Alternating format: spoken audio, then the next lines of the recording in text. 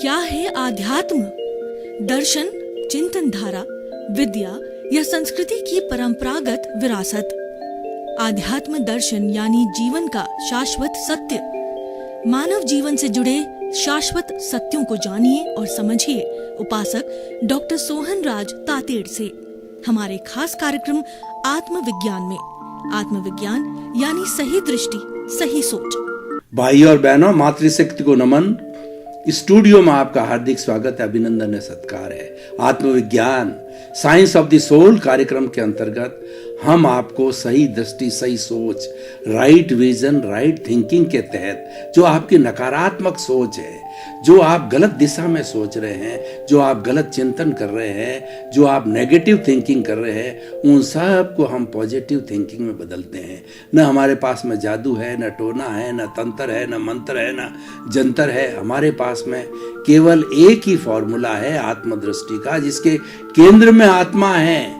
उस केंद्र में रही हुई आत्मा की साक्षी से हम आपकी को दृष्टि विज्ञान देते हैं। आपकी जो गलत विचारधारा है उसको सही विचारधारा में बदलते हैं, पॉजिटिव थिंकिंग में बदलते हैं। और ये सारा कार्य हम अलग अलग एपिसोड्स के माध्यम में प्रतिदिन करते हैं। इससे जुड़े हुए एपिसोड लेते हैं। तो आज हमारा बहुत ही सुंदर एपिसोड हम आपको प्रस्तुत करने जा रहे हैं। तो आज का हमारा विषय है चित्त और मन। भाई और बहनों, बहुत ही सुंदर विषय है ये। चित्त और मन नदी के दो तट है। जैसे नदी होती है वो दो तट के बीच के अंदर बराबर बहती रहती है, अनुशासित रूप से बहती है। अगर तट सुरक्षित रहते हैं तो नदी का बहाव सुरक्षित रहता है। नदी हिमालय से निकल करके वह बंगाल की खाड़ी, हिंद महासागर या अरब सागर में जाकर के आराम से गिर जाती है और कोई विध्वंस नहीं करती है। किसी को जो है वह मतलब कहना चाहिए कि वो बाढ़ की स्थिति पैदा नहीं आती, टूटती नहीं है। इन दो तट का सुरक्षित रहना बहुत जरूरी है। तो पहले हम जो है मन की परिभाषा करते हैं। मन किसे कहते हैं कि जो हम चिंतन करते हैं, जो विचार करते हैं, उसका नाम मन है। और मन के लिए कहा गया है कि मनन से पहले और मनन के बाद मन नहीं होता है। जब मनन किया जाता है, जब चिंतन किया जाता है, जब विचार किया जाता है, तब ही मन पैदा होता है। इसका मतलब मन को पैदा किया जाता है। मन एक पौद्गलिक पदार्थ है और ये स्वतंत्र पदार्थ नहीं है, ये इटर्नल नहीं है, क्योंकि हम इसको पैदा करेंगे तभी ये पैदा होगा।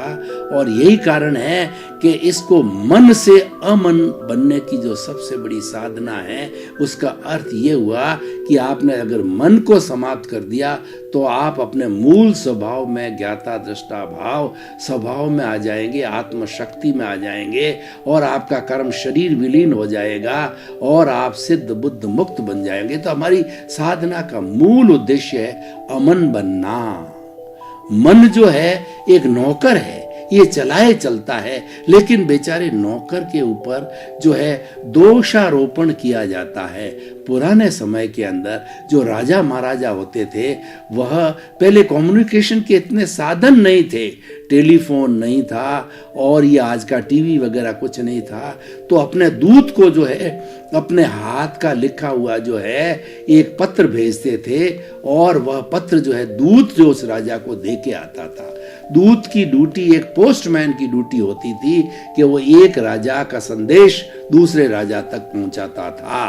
तो कई बार क्या होता था कि जिस राजा के पास में संदेश आता था और संदेश ऐसा था उसका हितकारी ना हो, तो वो क्या है कि उस दूत के ऊपर गुस्सा करता था और इतना गुस्सा करता था कि उसको मारने तक की, उसको बंदी बनाने की भी अटेम्प्ट कर लेते, लेकिन उसको बंदी नहीं बना सकते थे, उसको मार नहीं सकते थे, क्योंकि सभी राजाओं के बीच में एक एग्रीमेंट है कि उसका कोई दोष नहीं है। अगर आपको लड़ाई करनी है, कोई बात करनी है, तो आप अपने दूत का संदेश जो है वापस दूसरे के राजा के उत्तर में प्रति उत्तर के रूप में भेजिए। ऐसी संधि थी। तो हमारा मन सबसे सामने हाजिर रहता है और मन के लिए कहा गया है मन लोभी, मन लालची और मन चंचल, मन चोर, मन के मते न चालिए, पलक पलक मन और। मन के लिए कहता है कि ये लोभी है, ये लालची है और ये पलक पलक के अंदर जो है बदलता रहता है। जैसे जो है हमारी 5 इंद्रियों के विषय उसके सामने आता है और तब वो बदल जाता है, उसका चिंतन है हर क्षण बदल जाता है। और मन को जो है एक बंदर की उपमा दी गई है। बंदर की चंचलता कभी जाती नहीं, उसी तरह से मन की चंचलता नहीं जाती है। और मन के लिए कहा गया है कि मन के जीते जीते और मन के हारे हार। यानी अगर मन को मजबूत बना लो तो आप अपनी आत्मशक्ति के अंदर और आत्मविश्वास के अंदर जागृत हो सकते हो। और अगर मन कमजोर हो गया तो तन नेचुरली कमजोर हो जाता है। तन जो का संचालन होता है वो मन के द्वारा होता है। इसलिए मन को मजबूत रखो, मन को जो दृढ़ रखो और मन को स्थिर रखो। कहा जाता है कि शरीर को खूब घुमाओ, क्योंकि जितना हम शरीर को घुमाएंगे, जितना हम मॉर्निंग वॉक करेंगे, जितना हम परिश्रम करेंगे, तो हमारा शरीर के थकान आते ही हमको आराम की नींद आएगी। लेकिन अगर मन को घुमाया तो बहुत तकलीफ हो जाएगी। मन जो है वो राजसिक प्रकृति का है, वो ऑलरेडी चंचल है और उसको चंचलता करते गए और बढ़ाते गए तो एक स्थिति ऐसी आती है कि व्यक्ति पागल हो जाता है। ये जितने पागल जो लोग होते हैं वो मन की एक्सट्रीमिटी पर पहुंच जाते हैं। 24 आवर एक ही विचार उनके दिमाग में कौंधता रहता है और वो पागल की स्थिति, मैड की स्थिति में आ जाते हैं। इसीलिए मन का उतना ही उपयोग करो जितना हमें आवश्यकता हो। मन को उतना ही पैदा करो कि आपको जब चिंतन करना हो तभी मन को ही पैदा करो।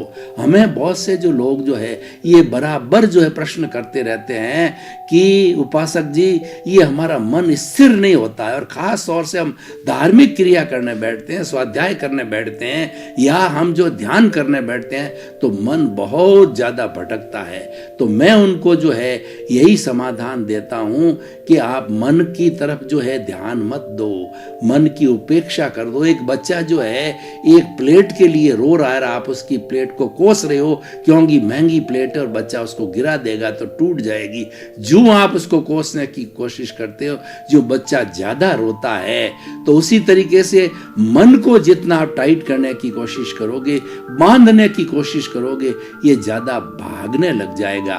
मैं आपको एक उदाहरण देना चाहता हूं कि जब कभी भी हम जो है वो पतंग उड़ाते हैं तो पतंग उड़ाते समय पतंग के साथ में जो मंजा बंधा हुआ होता है, मंजे को जो ढील देते हैं, जो पतंग ऊपर ऊपर ऊपर ऊपर आराम से जाता रहता। और जो ही आपने जो है मंजे को खींचना शुरू किया तो क्या है, हवा के दबाव से जो है वो आपका हाथ भी कट सकता है, क्योंकि मंजा जो है वो कांच के द्वारा बना हुआ होता है।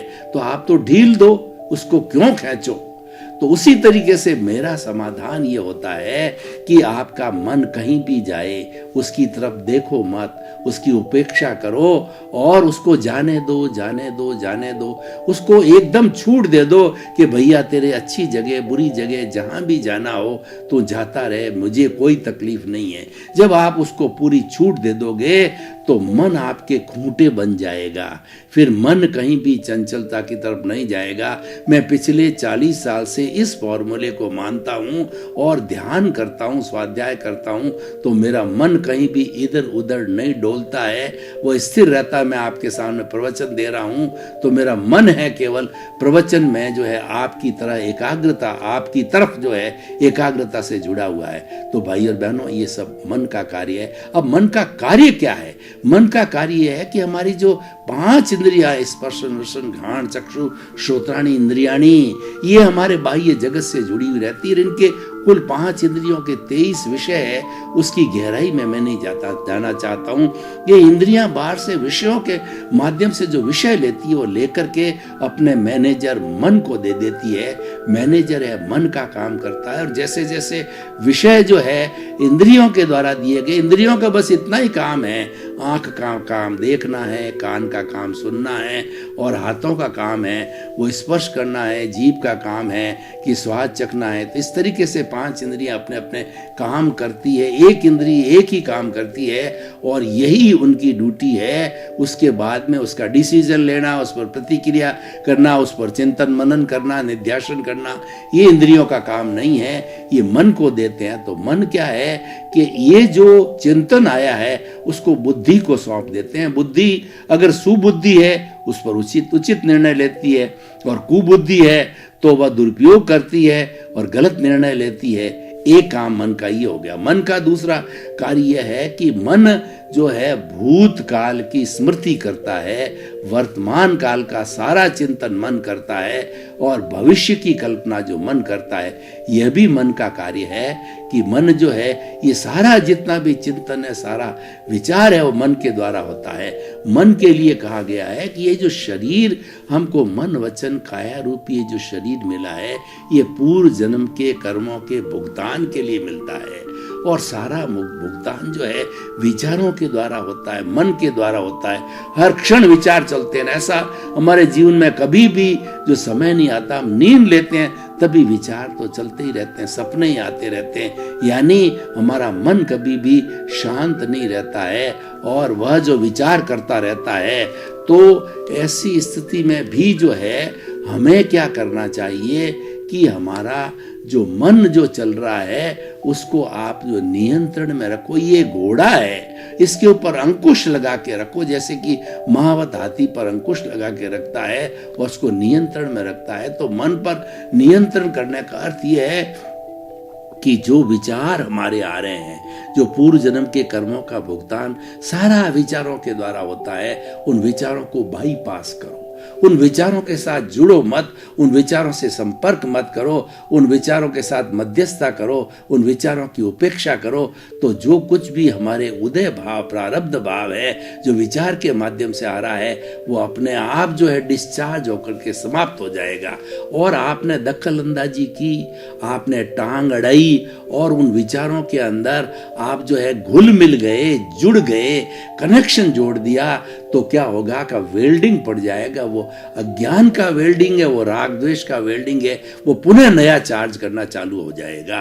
ये हम जो जन्म जन्मांतर के अंदर जो चार्ज करने की प्रक्रिया है वो यहीं से प्रारंभ होती है कि हमारे जो चिंतन जो चल रहा है वो तो पूर्व जन्म की टेप रिकॉर्डर है। तो टेप रिकॉर्डर खुल रहा है, उसको खुलने दो। आपका पुरुषार्थ क्या है? मात्र उस टेप रिकॉर्ड को देखो। मन वचन काया की तीनों टेप रिकॉर्ड हम पिछले जन्म से साथ में लेकर के आए हैं। ये पूरी हमारी फिल्म है, इसको चलते रहने दो। आपका पुरुषार्थ यही है कि आप तो इससे अलग रह करके ज्ञाता दृष्टा भाव में रहो कि ये शरीर अलग है, मैं अलग हूँ, शरीर तो जड़ है, मैं तो चेतन हूँ, शरीरवार नाशवान है, मैं तो अजर हूँ, अमर हूँ। ऐसे शरीर तो कई बार आए और कई बार गए, इसकी ड्यूटी अलग है, मेरी ड्यूटी अलग है। मेरी ड्यूटी पुरुषार्थ करनी है, करने की है, और इसकी ड्यूटी जो है वह भुगतान जो है लेने और देने की करने की है। तो भाई और बहनों, ये सारा मन से जुड़ा हुआ है। अब हम चित्त की बात करते हैं, क्योंकि समय की अल्पता के बाद में अगर समय मिला तो हम चित्त और मन को जोड़ करके बात करेंगे।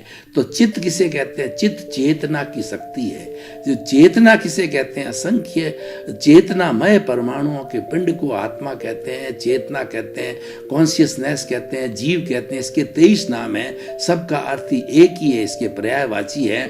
तो उसकी शक्ति, जो चेतना की शक्ति स्थूल शरीर पे काम करती है, उसको हमने नाम दिया चित्त। और वैसे हमारी आत्मा है अनंत चित्तों वाला, यानी हमारे शरीर में 60 खरब कोशिकाएं हैं। एक एक कोशिका को एनर्जी दी जाती है, वह यानी उसको चित्त दिया जाता है, एनर्जी दी जाती है आत्मा की। तो वह हर एक को कोशिका जो अपने आप में एक पावर हाउस बन जाता है, क्योंकि ये उसका अंश जो है, सबसे बड़ा जो पावर हाउस हमारी आत्मा है, जिसको लब्धि वीर्य कहते हैं, उससे ये प्राप्त करती है। और वह कर्ण वीर्य के अंदर जो चेंज हो जाती है, कर्ण वीर्य जड़ रूप में होता है, लब्धि वीर्य चेतन रूप में होता है, क्योंकि आत्मा की शक्ति है वो, और इस कारण से वो रहता है। तो भाई और बहनों, इस तरीके से जो है हमारी ये चेतना है। तो चित्त जो है वो चेतनामय, चित्त परमानेंट है, विक्षिप्त चित्त होता है, और चित्त जो है इस पूरे शरीर को कमांड करता है। इस स्थूल शरीर का, इसका जो है वो कहना चाहिए चेतन मन का मालिक है, चित्त है। जो कुछ भी सबसे पहले चाहे भीतर से आओ चाहे बाहर से आओ, तो उसका कमांड जो है वो चित्त के माध्यम से होगा, और चित्त ही सबको इंस्ट्रक्शन देगा। चित्त कैसे इंस्ट्रक्शन देगा कि ये पूरा अंतःकरण है। अंतःकरण में कौन कौन से होते हैं कि मन, बुद्धि, चित्त और अहंकार, ये अहंकार भी चित्त से जुड़ा हुआ है। जब अहंकार, मूल जो भोगता है वो अहंकार है। जब अहंकार किसी बात पर सिग्नेचर कर देता है तो वह सब में लागू हो जाती, पूरे अंतःकरण पे लागू हो जाती है। यानी कि जो भोगता है, एंजॉय करता है, वो अहंकार करता है और उसके सिग्नेचर होने पर में मन, बुद्धि और चित्त तीनों को लागू हो जाता है। वही कार्य जो है परिणति में आता है, वही एक्शन में आता है। और अहंकार कब होता है कि जब जो है हमारा डिस्चार्ज चलता है, डिस्चार्ज अहंकार होता है। और एक चार्ज अहंकार होता है कि जो कुछ भी डिस्चार्ज चल रहा है उसके साथ हम जुड़ जाते हैं, उसके साथ में एग्जैक्ट वर्ड है तन्मयाकार हो जाते हैं, हम अभेदाकार हो जाते हैं। जो कुछ भी हमारा पूर्व जन्म का जो फिल्म चल रही है उसके अंदर हम तन्मयाकार हो जाते हैं, अभेदाकार हो जाते हैं। तो राग द्वेष पैदा होता है। राग द्वेष तो वो है ही है। राग द्वेष जो उदय भाव है वो राग द्वेष से जुड़ा हुआ है। राग द्वेष को पैदा करता है, दोनों सजातीय है और नया राग द्वेष खड़ा हो जाता है। इस तरीके से पुराना डिस्चार्ज होता है और नया खड़ा होता रहता है। तो ये हमारी एक साइकिल है, जन्म जन्मांतर में चल रही है और चलती रहेगी। तो हमें जो मनुष्य जीवन मिला है और चित्त और मन का जो है हमें संबंध जोड़ना है, तो हम ये कहना चाहेंगे कि आपको जो जन्म जन्मांतर जो साइकिल है उसको तोड़ना होगा, आपको सीखना होगा। वह सीखना ये है कि दोनों चित्त और मन को अलग अलग रखो। चित्त तो चेतना है और मन जो है वो पौद्गलिक है। मन तो भुगतान के लिए जुड़ा हुआ है। मन जो इस शरीर का हिस्सा है, मन वचन काया जो 3 मुख्य अंग है इस शरीर के काम करने के, तो उसका एक हिस्सा है। तो वह अलग है, चित्त अलग है। दोनों के अंदर भेद रेखा करो, चेतन और जड़ की भेद रेखा, चित्त और मन की भेद रेखा करेंगे तो हमें जो है अपने आप दोनों की अलग अलग ड्यूटीज मालूम पड़ेगी और हमको मालूम पड़ेगा ये पुरुषार्थ है और ये प्रारब्ध है। तो आपको कौन से पाले में रहना, आपको किसके साथ रहना है, तो आपको उद्देश्य तय करना पड़ेगा कि मेरा उद्देश्य तो मुक्ति का है। मुक्ति कब मिलेगी कि जो चित्त अपना काम कर, जो अपना जो मन काम कर रहा है, जो कुछ भी उदय भाव है, और वो उदय भाव जो है अपने आप विलीन होता रहेगा। उसको नया खड़ा मत करो। जब हम नया खड़ा नहीं करेंगे और पुराना सारा विलीन हो गया, तो फिर हम जब विलीन होकर के जब जीरो की अवस्था के अंदर हमारा कार्मण शरीर, लिंग शरीर, कॉजल बॉडी, राग द्वेष और क्रोध मान माया लोभ कहिए, इसके कई नाम हैं। तो जब ये जीरो हो जाता है तो जीरो होने के बाद के अंदर चित्त अपनी प्योर फॉर्म में आ जाता है, यानी आत्मा अपनी प्योर फॉर्म में आ जाती है। और प्योर फॉर्म के अंदर वो ज्ञाता दृष्टा होके, अरूपी होकर के, और वो सिद्ध बुद्ध और मुक्त हो जाती है। वो 24 कैरेट का सोना बन जाता है। दूसरा जो शाश्वत तत्व हमारा जड़ है, जो कि हमने अभी बताया कि जो हमारा लिंग और कार्मण शरीर है, वह भी जो है इस ब्रह्मांड में जाकर के और जो है वो जड़ के साथ के अंदर मिल जाएगा। और इस तरीके से दोनों ही शाश्वत सत्य है और दोनों ही जो है वह हमेशा रहते हैं। लेकिन दोनों का जो मिश्रण होने से अशुद्धि हो जाती, मिश्रण हो चुका है, ये लंबे समय से मिश्रण है और मनुष्य जीवन की हमें सार्थकता मिली है। जगे जबी सगे सवेरा, चरे वेती। अब जग गए हो तो आप रुको मत, आप जो पुरुषार्थ करते रहो। पुरुषार्थ ये है कि भेद विज्ञान करो कि हम दोनों साथ रहते हैं। हमारा ये शरीर जो है वो हमारा पड़ोसी है और चेतन भी हमारा पड़ोसी है। तो हमें चेतन के स्वभाव में आना है। शरीर विभाव है तो ये स्वभाव में रमण करना है, वह हमारा पुरुषार्थ है। और जब हम स्वभाव में रमण करने के लिए पारंगत हो जाएंगे, पूरा जो है हम कार्य संपन्न कर देंगे, संपूर्ण निर्जरा हो जाएगी, तो हम जो है हमारा गंतव्य है, हमारा जो अक्षय सुख है, जो शाश्वत सुख है, उसको प्राप्त कर लेंगे। तो भाइयों और बहनों, चित्त और मन की हमने व्याख्या की। विक्षिप्त होता है, चित्त होता है। कैसे विक्षिप्त होता है? और वह चित्त जो है अपनी भावना को जो मन को देता है। इसीलिए कहा गया है कि जैसे भाव वैसे विचार, जैसे विचार वैसा आचार, जैसा आचार वैसा व्यवहार, जैसा व्यवहार और वैसा व्यक्तित्व, और जैसा व्यक्तित्व वैसी पहचान। व्यक्ति की पहचान व्यक्तित्व से होती है, लेकिन वो व्यक्तित्व आता कहाँ से? गंगोत्री भावों से आता है। तो वो भाव जो है हमारे चित्त से जुड़े हुए हैं, क्योंकि भाव जो है वो दिखाई नहीं देते हैं। भाव भी एक तरह से अमूर्त होते हैं और ये चित्त और चेतना की सत्ता होती है, तो उसको भी हमें समझना होता है। भाव शुद्धि जो है वह हमारे जीवन को त्राण देने वाली होती है। इसीलिए कहा गया है कि भाव सुधारो भव सुधरेगा, भाव बिगाड़ो भव बिगड़ेगा। क्योंकि जो मुख्य जंक्शन पॉइंट है, जो मुख्य टर्निंग पॉइंट है, जो भीतर से आ रहा है और बाहर जा रहा है, या बाहर से जो भीतर आ रहा है फिर भीतर से वापस, भीतर का मतलब जो है हमारी गंगोत्री जो कारण शरीर है उसमें जाके जुड़ जाता, वहीं से निकलता है भाव और वहीं जाके जुड़ जाता है। तो ये पूरी साइकिल है। जैसे कि बैटरी होती है, तो बैटरी के अंदर एक पॉजिटिव होता है और नेगेटिव होता है। जब इन दोनों तारों को अपनी अपनी स्थिति के हम जोड़ देते हैं, पॉजिटिव को पॉजिटिव में, नेगेटिव को नेगेटिव में, तब वो सर्किट बनता है और सर्किट बन करके हमको विद्युत मिल जाती है। तो इसी तरीके से हमारा जो ये जन्म जन्मांतरण की जो साइकिल है वो भीतर से बाहर, बाहर से भीतर ये चलती रहती है, संपूर्ण होता है। जैसे कि हम एक्सेल और इनहेल की बात करते हैं, श्वास को लिया और श्वास को निकाला, ये पूरा स्ट्रोक एक सांस बनता है। उसी तरीके से हमारा जो भीतर से बाहर आया, बाहर से भीतर हुआ, यानी कर्मों को क्षय हुआ और नए कर्म बांधे, ये पूरी एक साइकिल बनती है और ये निरंतर चलती रहती है। फैक्ट्री है, ये अपना प्रोडक्शन करती रहती है और आगे सारा हमारा कार्य बढ़ता रहता है। तो ये किस तरीके से होता है हम आपको थोड़ा बताना चाहते हैं। हम बताना क्यों चाहते हैं कि हम परमानेंट सॉल्यूशन चाहते हैं। वह कौन सी स्थिति है जहाँ पर वो कौन सा टर्निंग पॉइंट है, वो कौन सा जंक्शन पॉइंट है कि उस जंक्शन पॉइंट पे हम खड़े रहें, तो भीतर और बाहर दोनों को देखते रहें और दोनों को व्यवहार शुद्धि से निश्चय शुद्धि है। तो मैं भाई और बहनों कहना चाहूँगा कि भाव शुद्धि एक ऐसा जंक्शन पॉइंट है जो भीतर भी है और बाहर भी है, वो कॉमन पॉइंट है। आप उसके ऊपर अपना सारा लक्ष्य केंद्रित करो, यानी भावों को शुद्ध रखो। जब भावों को शुद्ध रखोगे तो नए कॉज नहीं पड़ेंगे, जब नए कॉज नहीं पड़ेंगे तो नया कॉजल बॉडी नहीं बनेगा, और पुराना जो है कॉजल बॉडी जो बर्फ की सीला की तरह वो डिस्चार्ज होकर के एक भाव, दो भाव, तीन भाव के अंदर जाकर के समाप्त होकर के हम हमारा गंतव्य, हमारा जो लक्ष्य, हमारी जो मंजिल है वो मुक्ति को प्राप्त करना हम प्राप्त कर सकते हैं। तो भाई और बहनों, ये होता कैसे है? मैं आपको गंगोत्री तक ले जाना चाहता हूँ कि भगवान श्री शिव की जो है वो जटा है, उसमें से जो है ये गंगा निकली है और वहीं से उसका उद्गम स्थल है। तो भागीरथ नाम के ऋषि थे, उन्होंने हरिद्वार के अंदर बहुत तपस्या करी और शिव जी से ये प्रार्थना की कि आपकी जटा में से इस गंगा को जो है इस धरती पर बहाइए।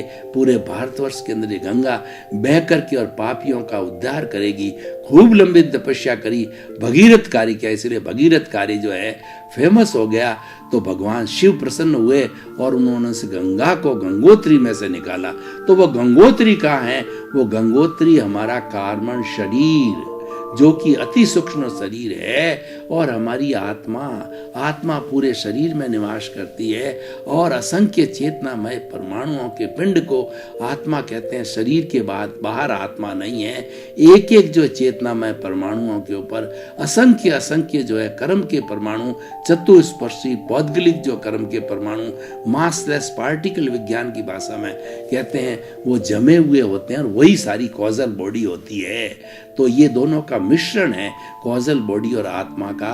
तो ये क्या होता है कि जब उदय भाव आता है, जब प्रारब्ध आता है, तो यहाँ से जो है वह कार्बन शरीर से कर्म छूटता है और कर्म छूट करके ये दोनों का जो मिक्सचर है, दोनों का जो यौगिक है, जो दोनों का आपस के अंदर गहरा संबंध है, वहाँ से बाहर निकल कर एक अध्यवसाय बनाता है। उसको अध्यवसाय कहते हैं। और अध्यवसाय ये हर प्राणी में होता है, क्योंकि चाहे एक इंद्रिय भी प्राणी हो तो उसके अंदर जो है वह उसकी कॉजल बॉडी और आत्मा दोनों विराजमान होती है। तभी हम कहते हैं कि जीव जंतु पेड़ पौधों के भीतर विराजमान शुद्ध आत्मा भगवान को निर्दोष दृष्टि से दर्शन करो। उसके अंदर वही प्रभु है जो राम में, कृष्ण में, महावीर के अंदर है, और सिमंदर स्वामी में, आप में, मेरे में, चूहे में और बिल्ली के अंदर। उसमें कोई फर्क नहीं है। वो पेड़ क्यों बना? क्योंकि उसने पूर्व जन्म के अंदर ऐसे ही जो कर्म किए थे, और उसी कारण से उसको जो ये त्रियंच गति के कर्म बांधे थे उसको ये मिला है। तो भाई और बहनों, वहां से छूट करके अध्यवसाय से जो है ये हमारे भाव जो है वो कि अभी तक तो कलरलेस होते थे, और जो ही हमारे जो है वो भाव हमारे जो है अवचेतन मन, हमारे जो तेजस शरीर को टच होते हैं तो उनको कलर मिलते हैं।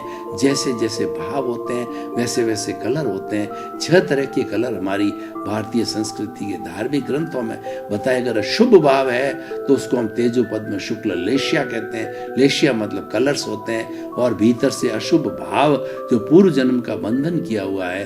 भाई और बहनों, आपका बहुत बहुत धन्यवाद। आप हमारा आत्मविज्ञान कार्यक्रम बड़ी तसल्ली से देख रहे हो, बड़ी एकाग्रता से देख रहे हो, क्योंकि आपको इसमें आनंद आ रहा है, आपको इसमें रस आ रहा है, आपको इसमें इंटरेस्ट आ रहा है। जिस कार्य में हमको रस है, इंटरेस्ट है, आनंद है, तो हम भाग करके वो कार्य करेंगे। और वास्तव में कार्यक्रम ऐसा ही है, क्योंकि आपसे जुड़ा हुआ है। ये आपका व्यक्तिगत कार्य है, आपके आत्मा शुद्धि का कार्य है। आपको ये जो है सनातन सुख देने वाला है, ये सनातन सत्य बताने वाला है। तो इसी क्रम के अंदर आपका जीवन आनंदमय हो, मंगलमय हो। आपके प्रति बहुत बहुत शुभकामनाएं। आत्मविज्ञान में आत्मविज्ञान यानी सही दृष्टि, सही सोच।